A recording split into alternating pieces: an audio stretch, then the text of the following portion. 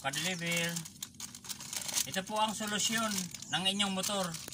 Kapag ang kadena nyo na po hinigpitan, kung sakali hinigpitan nyo na po, tapos pag inikip nyo yung gulong, may parting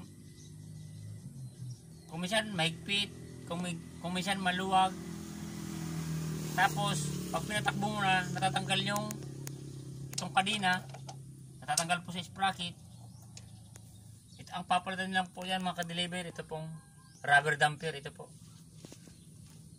babaguhan na lang natin, baguhan nyo lang po.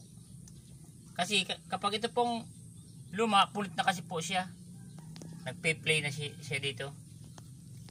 Itong sa sprocket, ganyan siya, maluwag na siya mga ka-deliver. Ganun lang po mga ka-deliver. Kung sakali ang kadena nyo laging tumatanggal, at pag in-adjust nyo,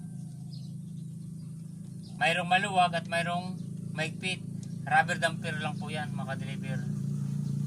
Napakadali lang naman po yan mga ka-deliver. Like and share naman po YouTube channel, ka-deliver vlog.